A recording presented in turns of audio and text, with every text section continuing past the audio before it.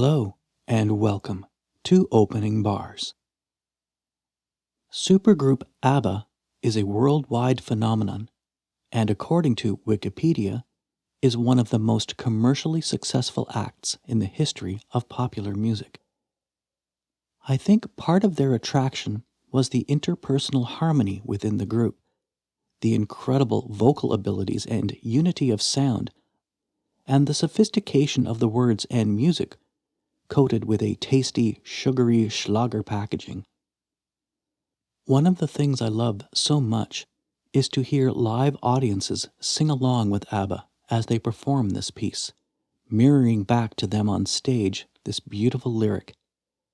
Thank you for the music, the songs I'm singing, thanks for all the joy they're bringing. Who can live without it? I ask in all honesty, what would life be? Without a song or a dance, what are we? We'll use the treble G clef for the right hand and the bass F clef for the left hand. There are 4 sharps for a potential key signature of E major or C sharp minor, and a 4/4 time signature, the most common in popular music. You will notice that this may be, technically speaking, not exactly what Benny plays, and that's okay. He doesn't necessarily play this exactly the same in every performance either. It's somewhat difficult to pick out all the individual notes. You may also notice that the piano sound is not pure, which makes it doubly difficult to pick out the exact notes. Abba was infatuated with techniques used by legendary producer Phil Spector with groups such as the Beatles.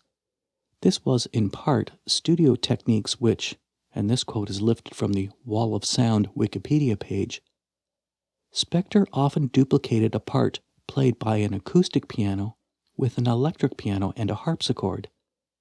Mixed well enough, the 3 instruments would then be indistinguishable to the listener.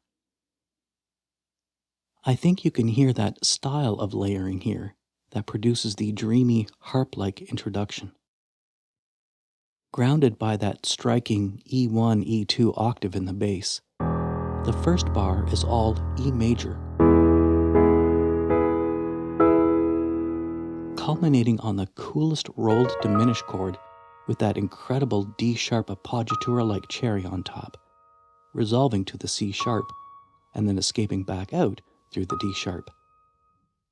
Now, diminished chords are really amazing, compositionally speaking, because they can take you in so many different directions.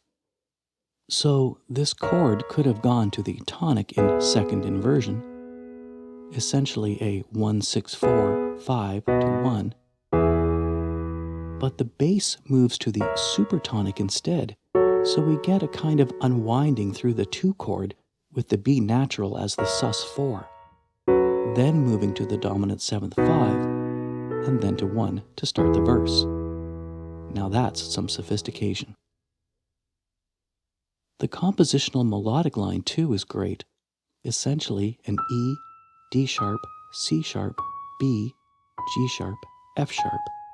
Not complicated, but it is crafty.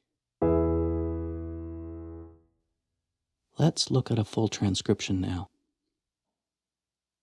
As for a rhythmic analysis, it begins easily enough, that resounding octave E held at the performer's discretion with a fermata. Then we get the arpeggiated run. I could have notated this in simple triplets, but I really wanted to convey the idea of the interconnectivity of the 2 hands. I really like how the subsequent rolled chords mimic this effect, really unifying the arrangement.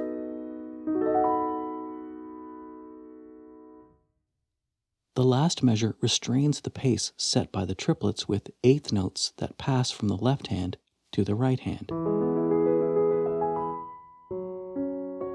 And then there's a slight ritardando, an Italian musical term for a gradual slowing of the tempo.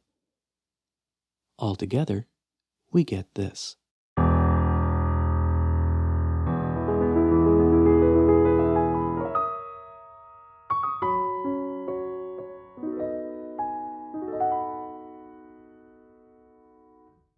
Notice on the recording that you hear 2 C sharps at this moment, but when you watch Benny's hands on the Mike Yarwood's Christmas special of 1978, Benny plays a C double sharp passing note, but all you hear is the backing track C sharp only of the pre-recorded album version. I personally like the chromatic passing tone better. Now that you know all of the notes, you can concentrate on advancing specific piano techniques. One skill you can work on is to practice fancy arpeggiated flourishes. The technique is quite easy, but sounds really impressive. Essentially, root chords sweeping up and sometimes down the keyboard over multiple octaves. There's no set way to do this, but what I like to do is this.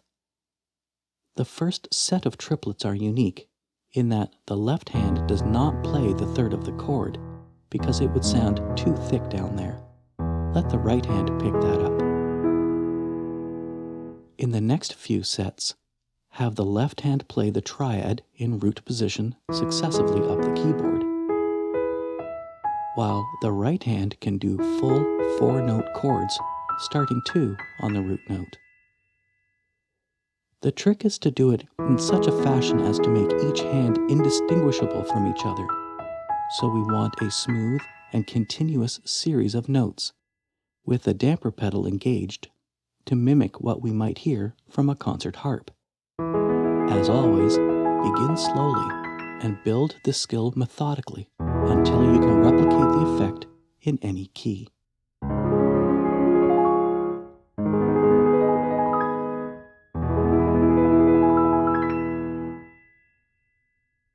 I always find it interesting to hear other artists' covers of popular music, but I find it doubly fascinating when the same artist recreates their own work. In fact, it's the album version recorded on the 21st of July 1977 that we have been looking at here. It's the most well-known. But a complete alternate arrangement was recorded a month and a half earlier by Abba and is now known as the Doris Day version. This rendition of Thank You for the Music was intended to form part of a mini-musical called The Girl with the Golden Hair, a phrase, of course, which is featured in the song. So, in true opening bar style, I've lifted that to play for you now.